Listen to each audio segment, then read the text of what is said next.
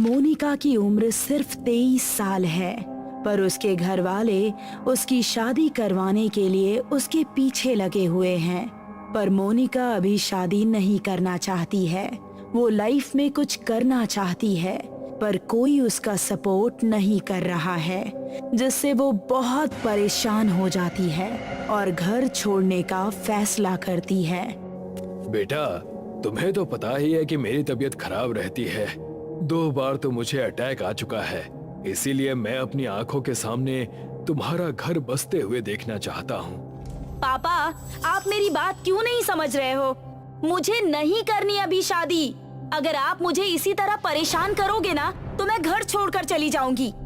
मोनिका अपने घर वालों को बहुत समझाती है, पर उसके घर वाले नहीं मानते और उसके लिए रिश्ते ढूंढना जारी रखते हैं। इसीलिए मोनिका भी इंस्टाग्राम पर एक लड़के योगेश से दोस्ती करती है, जो कि मुंबई में रहता है। योगेश मुंबई आने में मोनिका की हेल्प करता है और मोनिका अपने घर वालों को बिना बताए ट्रेन से मुंबई पहुंच जाती है। कैसी हो? सफर में कुछ परेशानी तो नहीं हुई? मोनिका पहली बार घर से दूर अकेली आई थी, इसीलिए वो नए लोगों से बात करने में थोड़ा हिचक रही थी, पर वो जल्दी ही योगेश के साथ घुल मिल जाती है। वो योगेश की मदद से बैंक में लोन के लिए अप्लाई करती है। उसको लोन मिल जाता है और वो अपना एक कैफे ओपन करती है। थैंक यू योगेश, अगर तुमने मेरा साथ नहीं दिया होता ना, तो मैं ये सब कभी नहीं कर पाती। और पता नहीं, शायद मेरे घर वाले मेरी शादी किसके साथ करवाते, पर आज मैं बहुत खुश हूँ और अपनी लाइफ अपनी मर्जी से जी रही हूँ। देखो, मैं तुम्हारा सबसे अच्छा दोस्त हूँ और तुम मेरी, इसीलिए दोस्ती में no thank you and no sorry, समझी? हाँ बाबा, समझ गई। चलो कैफे में चलते हैं, मैं तुम्हारे लिए अपने हाथों से कुछ बनाती हूँ। मोनिका योगेश को अपने कैफे में ले जाती है। कैफे में कुछ कस्टमर्स भी हैं। वैसे तो कैफे अच्छा चल रहा था, पर एक दिन शिवम नाम का एक कस्टमर कैफे में आता है। वो भर पेट खाना खाता है, पर बिल पे करने के लिए उसके पास पैसे नहीं हैं। इसलिए वो बाथरूम में जाकर कॉकरोच लाता है और उसको खाने में डाल देता है। छी, ये देखो, खाने में कॉकरोच। पता नहीं कहीं कोई कॉकरोच मेरे पेट में ना चला गया हो। मैं तो इस खाने का एक भी पैसा नहीं दूंगा। शिवम के मुंह से कॉकरोच वाली बात सुनकर मोनिका उसके पास आती है। सॉरी सर, हमने तो खाना चेक करके ही दिया था, पता नहीं ये कॉकरोच कहाँ से आ गया। आप प्लीज ये बात किसी को मत बताइएगा, हम आपसे कोई पैसे नहीं लेंगे। शिवम को मजाक सूझता है और वो जोर से चिल्लाकर सबको बताता है कि यहाँ के खाने में कॉकरोच मिला है और लोग इस कैफे में आना बंद कर देते हैं, जिससे मोनिका बैंक का लोन नहीं चुका पाती और उसको कैफे बंद करना पड़ता है। उसके घर वाले उसको शादी के लिए परेशान करते हैं और दूसरी तरफ से बैंक वाले उसे नोटिस पर नोटिस भेजते हैं और वो फ्रस्ट्रेशन में आकर सुसाइड कर लेती है। अरे, कैफे बंद हो गया? लगता है मेरा मजाक कुछ ज्यादा ही भारी पड़ गया। खैर छोड़ो, मुझे क्या।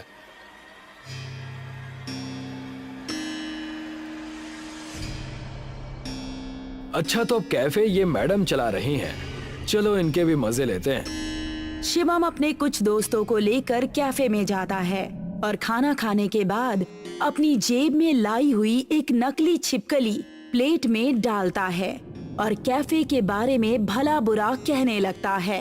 पर तभी कैफे की लाइट्स ब्लिंक होना शुरू हो जाती है और तेज हवा के झोंके आने लगते हैं। अरे, ये क्या हो रहा है अचानक से? अभी तो मौसम ठीक था। शिवम देखता है कि उसकी प्लेट में बहुत सारे कॉकरोच आ गए हैं और वो लोग बहुत डर जाते हैं। ये क्या हो रहा है शिवम? तू हमें ये कैसी जगह लेकर आया है? मुझे तो बहुत डर लग रहा है, बचाओ। अरे यार, मेरे खुद की बैंड बजी हुई है, पता नहीं आज ये क्या हो रहा है। मैं कई बार पहले यहाँ आ चुका हूँ, पर आज तक कभी ऐसा नहीं हुआ। शिवम अपने दोस्तों से बात कर ही रहा था कि तभी उसको एक बड़ा सा साया अपनी तरफ आते हुए दिखता है। वो देखता है कि वो छिपकली बहुत बड़ी हो गई है। बचाओ बचाओ, ये क्या चीज है? प्लीज मुझे मत खाना, प्लीज मुझसे दूर रहो, प्लीज मुझसे दूर रहो। शिवम काउंटर की तरफ भागने लगता है जहाँ पर वो खूबसूरत लड़की उसकी तरफ पीठ किए हुए बैठी है। अंधेरा होने की वजह से उसका चेहरा और बाकी शरीर साफ दिखाई नहीं दे रहा। अरे ओ मैडम, ये क्या है? कैफे के नाम पर कोई भूतिया जगह है ये तो। हमें यहाँ से बाहर निकलना है, दरवाजा खोलिए। शिवम के आवाज देने पर भी वो लड़की कोई रिस्पॉन्स नहीं देती। जब शिवम दूसरी तरफ से जाता है और उसके सामने जाकर खड़ा हो जाता है, तभी आसमान में बिजली चमकती है जो कि कैफे के शीशे के दरवाजे से होकर लड़की के चेहरे पर पड़ती है। उसको अपनी आंखों पर यकीन नहीं हो रहा, क्योंकि कुछ देर पहले तक उसने जिस खूबसूरत लड़की को देखा था उसका चेहरा पूरी तरह बिगड़ चुका था। नहीं नहीं, जिसे मैंने कैफे को ओपन करते हुए देखा था। कौन हो तुम? वो लड़की कुछ नहीं कहती और शिवम की तरफ बढ़ती है। शिवम उल्टे पैर भागने लगता है। वो एक मेज से जाकर टकराता है और नीचे गिर जाता है तो देखता है कि वो चुड़ैल सी दिखने वाली लड़की उसके सामने खड़ी है। वो तेजी से पीछे के लिए मुड़ता है, पर पीछे वो छिपकली थी। ये क्या हो रहा है मेरे साथ? कौन हो तुम लोग और क्यों मारना चाहते हो मुझे? बोलो, कौन हो तुम लोग? नहीं, तुम वो लड़की नहीं हो सकती। वो लड़की तो मर चुकी है। मैंने तो सुना था कि उसने सुसाइड कर लिया था। ओह, तो तुम्हें सब पता है। तो ये भी पता होगा कि उस दिन खाने में वो कॉकरोच कहाँ से आया था। मुझे नहीं पता कहाँ से आया था कॉकरोच। मैं यहाँ खाना खाने आया था, ये सब पता करने नहीं। झूठ मत बोलो, वो कॉकरोच तुम ही कहीं से लेकर आए थे। नहीं, ये सच नहीं है। मैं कहाँ से कॉकरोच लेकर आऊंगा? तभी कुछ कॉकरोच उसकी छाती पर आते हैं। शिवम अपने शरीर को झाड़ने लगता है। तुमने तो मजाक मजाक में खेल खेला था, पर उससे किसी की जिंदगी बर्बाद हो गई। तुम्हें पता भी है कि तुम्हारे उस घटिया किस्म की मजाक की वजह से उस लड़की को सुसाइड करना पड़ा। मैं आज के बाद किसी के साथ भी ऐसा घटिया मजाक नहीं करूंगा। प्लीज मुझे माफ कर दो। यहाँ तक कि मैं आज के बाद मजाक करना ही छोड़ दूंगा। हाँ, सच में। मजाक करना तो तब छोड़ोगे ना जब जिंदा रहोगे। और पीछे से वो छिपकली शिवम के शरीर को नोच नोच कर खाने लगती है। कुछ देर तक शिवम चिल्लाता रहता है, पर जल्दी ही उसके शरीर से जान निकल जाती है। ये देखकर उसके दोस्त जोर से चीखने चिल्लाने लगते हैं। तभी तेज हवाएं शांत हो जाती है और कैफे का दरवाजा खुल जाता है। दरवाजा खुलते ही शिवम के सभी दोस्त वहां से भाग जाते हैं और पीछे मुड़कर भी नहीं देखते। कैफे की लाइट्स फिर से ब्लिंक होती है और दरवाजा फिर से बंद हो जाता है। ये चुड़ैल और मोनिका में क्या रिश्ता था? क्या ये दोनों एक ही हैं? ये खूनी कैफे क्या इसी तरह से लोगों की जान लेता रहेगा? इन सभी सवालों के जवाब जानने के लिए जुड़े रहिए इस कहानी के अगले पार्ट में हमारे साथ। मुन्ना राम सेठ हरबंस लाल की चक्की पर काम करता था। सेठ उसे गांव के अमीर घरों में गेहूं उठाने के लिए भेजता था। मुन्ना गेहूं लेकर आता, चक्की में पीसता, फिर आटा लोगों के घरों तक पहुंचाता। सेठ जी, आज 5 तारीख हो गई है, मेरी तनख्वाह दे दीजिए। काम धाम तो कुछ ठीक से करते नहीं हो, तनख्वाह तुम्हें हमेशा ध्यान रहती है। ये लो। ये क्या सेठ, मात्र 4000? आपने तो कहा था कि इस महीने से आप मुझे 5000 देंगे। तुम्हारे काम के हिसाब से 4000 भी ज्यादा है। अब जाओ यहाँ से, मेरा टाइम मत खराब करो।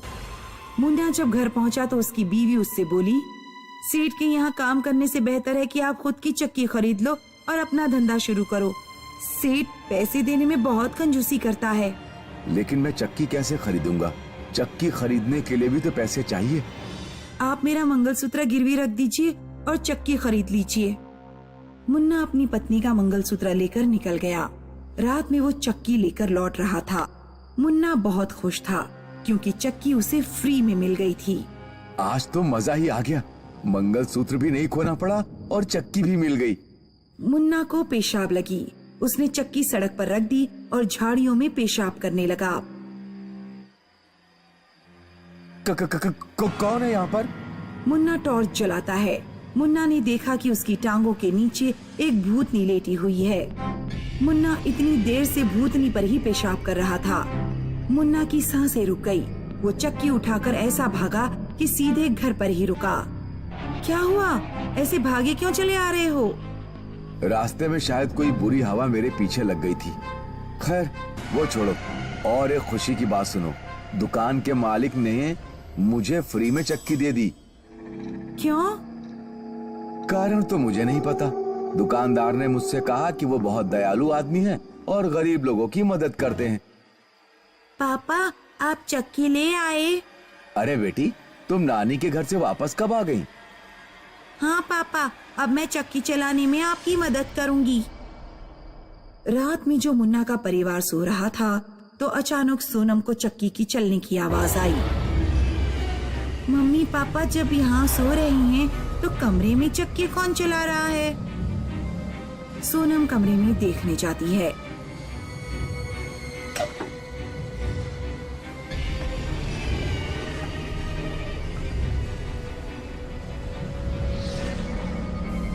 मम्मी पापा उठो, कोई भूतनी चक्की चला रही है। मुन्ना और उसकी पत्नी जब उठे तो चक्की की आवाज आना बंद हो चुकी थी। मुन्ना कमरे में से जाता है तो देखता है कि चक्की ऐसी ही रखी हुई है। सोनम, लगता है तुमने कोई बुरा सपना देख लिया होगा। चक्की तो अपनी जगह रखी हुई है। नहीं पापा, मैंने अपनी आंखों से देखा है कि भयानक चेहरे वाली एक औरत चक्की में हड्डियां डालकर पीस रही थी। सुनिए जी, एक बार घर की शुद्धि करा लेते हैं। आपको भी भूतनी दिखाई दी थी और सोनम को भी। कल आप पंडित रामनाथ को बुला लाना। अगले दिन पंडित रामनाथ आता है और हवन के लिए आग जलाता है, लेकिन आग जल ही नहीं रही थी। बड़े आश्चर्य की बात है कि आपके घर पर लकड़ियां आग ही नहीं पकड़ रही हैं। लगता है आपके घर किसी जिद्दी आत्मा का प्रवेश हुआ है। आपके घर की शुद्धि नहीं हो पाएगी। फिलहाल आपको सावधान रहना होगा। घर में कुछ भी ऐसा वैसा हो तो मुझे बुला लेना। ऐसा कहकर पंडित जी मुन्ना के घर से चले जाते हैं।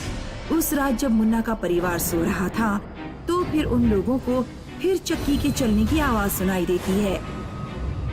सुनिए पिताजी, मैंने कहा था ना कि कमरे में कोई चक्की चलाता है। अब आप खुद ही अपने कानों से सुन लीजिए। तीनों लोग कमरे के अंदर जाते हैं।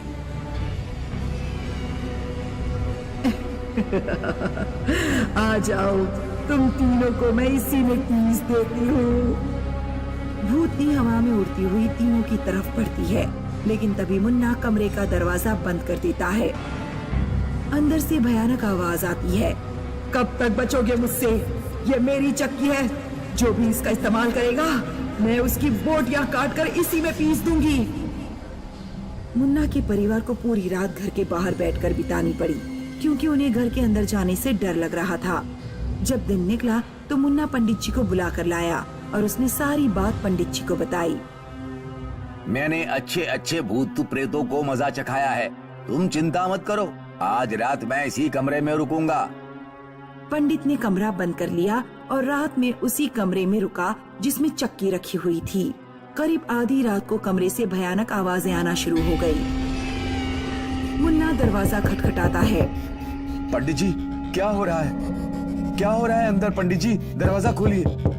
मुन्ना सारी रात दरवाजा पीटता रहा, लेकिन दरवाजा खुला ही नहीं। आखिरकार मुन्ना ने गांव के कुछ लोगों को बुलाया और दरवाजा तोड़ दिया। पंडित का केवल धड़ चक्की के पास पड़ा हुआ था और सिर का कुछ भी पता नहीं चला। पंडित का लड़का राहुल भी मुन्ना के घर पहुंचा। पिताजी, जिसने भी आपको मारा है उसे मैं जिंदा नहीं छोड़ूंगा। राहुल मुन्ना के घर बहुत बड़ा यज्ञ करता है। तब वो चुड़ैल वहाँ प्रकट होती है। कौन है तू? इस चक्की से तेरा क्या लेना देना है? और तूने मेरे पिताजी को क्यों मारा? 25 साल पहले की बात है। मेरे पिता चक्की चलाया करते थे। मैं उस समय बहुत छोटी थी। व्यापारी दीनदयाल जिसने ये चक्की मुन्ना को दी है, और तेरे पिता पंडित रामनाथ ने मेरी माँ से छेड़खानी की थी। मेरी माँ ने दोनों को थप्पड़ लगा दिया। दीनदयाल और रामनाथ ने थप्पड़ का बदला लेने के लिए मेरे पूरे परिवार को मरवा दिया।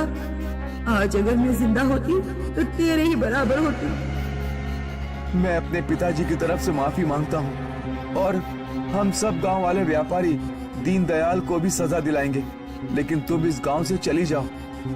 पहले दीनदयाल को भी सजा दो। जब तक दीनदयाल को सजा नहीं मिलेगी मैं गांव से नहीं जाऊंगी। गांव के लोगों को दीनदयाल को फांसी पर चढ़वाना पड़ता है। तब चुड़ैल गांव छोड़कर चली जाती है। चंदन को बहुत प्रयासों के बाद उत्तर पूर्व भारत के राज्य मेघालय में नौकरी मिली थी। चंदन और उसकी पत्नी मेघालय जाने की तैयारी कर रहे थे। चंदन बेटा, घर से इतनी दूर मत जाओ, कोई और नौकरी मिल जाएगी। नहीं माँ, सरकारी नौकरी इतनी आसानी से कहाँ मिलती है। मैं ये नौकरी हाथ से नहीं जाने दे सकता। चंदन अपनी पत्नी के साथ मेघालय आ जाता है। उसकी ड्यूटी एक गांव के रेलवे स्टेशन पर थी। गिरजा, आज शाम को खीर बना लेना, मेरा कुछ मीठा खाने को बहुत मन कर रहा है। चंदन जब ड्यूटी पर चला गया तो गिरजा खीर बनाने के लिए दूध लेने निकली। उसने कई दुकानों पर पूछा, लेकिन उसे दूध नहीं मिला। सुनिए भैया, क्या यहाँ कोई डेयरी है? नहीं बहन जी, इस गांव में कोई डेयरी नहीं है। गिरजा अपने पड़ोस वाले घर में गई। बहन जी, हम नए नए इस गांव में आए हैं, क्या आप हमें थोड़ा सा दूध देंगी? नहीं, इस गांव में कोई भी दूध का इस्तेमाल नहीं करता। क्यों? क्या इस गांव के लोग किसी विशेष धर्म या संप्रदाय को मानते हैं जिसमें दूध पीना वर्जित है? नहीं, ऐसी बात नहीं है। गांव में जब भी कोई दूध का इस्तेमाल करता है तो यहाँ एक चुड़ैल आती है जो गांव के लोगों का सिर काट कर ले जाती है। इसलिए भूल कर भी दूध की बात मत करना। मेरा नाम शीला है। दूध के अलावा किसी चीज की जरूरत पड़े तो बता देना। चंदन जब ड्यूटी से वापस लौटा तो उसने गिरजा से पूछा, तुमने खीर क्यों नहीं बनाई? गिरजा चंदन को सारी बात बताती है। इस गांव के लोग लगता है पागल हैं। मैं कल ही गांव के बाहर से दूध लेकर आऊंगा। अगले दिन चंदन गांव के बाहर से दूध खरीद कर ले आता है। लो, खीर बनाओ। उस रात चंदन और गिरजा अपने कमरे में सो रहे थे। तभी गिरजा के माथे पर एक दूध की बूंद गिरती है। गिरजा की आंख खुली तो उसने देखा कि पंखे पर एक चुड़ैल लटकी हुई है और उसके बालों से दूध टपक रहा है। चंदन हड़बड़ाकर उठ जाता है। क्या हुआ? चंदन जब तक उठा तब तक चुड़ैल गायब हो चुकी थी। मैंने पंखे पर अभी एक चुड़ैल देखी, उसके बालों से दूध टपक रहा था। ये देखिए, मेरे माथे पर दूध की कुछ बूंदें भी हैं। हाँ, आप बेकार ही दूध लेकर आए, कहीं हम किसी मुसीबत में ना पड़ जाएं। क्या बेकार की बातें कर रही हो? तुम्हें कोई डरावना सपना आया होगा। नहीं, सपना नहीं आया। सपने में क्या असलियत की दूध की बूंदें मेरे ऊपर गिर जाएंगी। उधर पड़ोसी शीला का पति आनंद देर रात ड्यूटी से लौट रहा था। वो शराब पिया हुआ था। अभी जिंदा हो तो जी लेने दो, भरी बरसात में पी लेने दो, बड़ी तेज सुसु लग रही है। आनंद एक पेड़ के नीचे खड़ा होकर सुसु करने लगा। उसका फोन बजता है। हाँ डार्लिंग, बस पहुंचने ही वाला हूँ। आनंद के सिर पर दूध की धार गिरती है। आनंद ने जब ऊपर देखा तो पेड़ पर एक भूतनी बैठी हुई थी जो अपने मुंह से दूध उगल रही थी। क्या हुआ? हेलो हेलो, सुनिए जी, क्या आप मेरी आवाज सुन पा रहे हैं? हेलो, क्या हुआ? सुबह को जब चंदन ऑफिस जा रहा था उसने देखा कि रास्ते पर एक पेड़ के पास बहुत भीड़ लगी हुई है। शीला अपने पति के धड़ के पास बैठकर रो रही थी। उसके पति का सिर गायब था। चुड़ैल मेरे पति का सिर ले गई, अब मैं क्या करूं? मेरा परिवार भूखा मरेगा। गांव में जरूर किसी ने दूध का इस्तेमाल किया है। चंदन तेजी से आगे बढ़ जाता है। चंदन मन में सोचता है कि कहीं गांव में ये घटना उसके दूध का इस्तेमाल करने से ना हुई हो। नहीं नहीं, ऐसा नहीं हो सकता। चंदन को उस दिन दफ्तर में अपनी पत्नी की चिंता होती रही। शाम के वक्त गिरजा किचन में पिछली रात की बची खीर गर्म कर रही थी। तभी किसी ने डोरबेल बजाई। Newspaper bill madam. अभी आती हूँ। गिरजा जब थोड़ी देर बाद वापस किचन में लौटी तो उसने देखा कि भूतनी भगोने में गरम गरम खीर लिए हुए खड़ी है। भूतनी गरम गरम खीर गिरजा के मुंह पर फेंक देती है। गिरजा का पूरा चेहरा जल जाता है। ये देखो गांव वालों, खीर! इन्हीं लोगों की वजह से गांव में चुड़ैल आई है। मेरे मना करने के बावजूद इन्होंने दूध का इस्तेमाल किया। ये भीड़ क्यों लगा रखी है? इन सब के लिए तुम और तुम्हारी पत्नी जिम्मेदार है।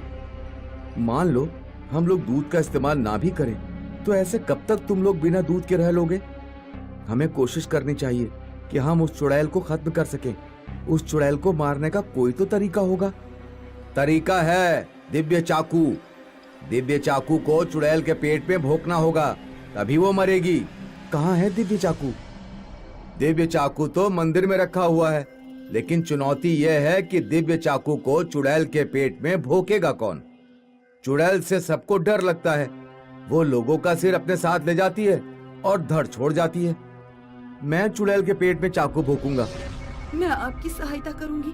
उस रात चंदन बाहर से ढेर सारा दूध लेकर आया और गिरजा ने दूध के ढेर सारे पकवान बनाए। दूध से बनी मिठाई, खीर, दही वगैरह। रात के 2 बजे चुड़ैल वहाँ पर आती है तो तुम लोग मानोगे नहीं। चुड़ैल गिरजा की तरफ बढ़ती है। योजना के मुताबिक चंदन ने एक बड़ी और मोटी चादर चुड़ैल के ऊपर फेंक दी।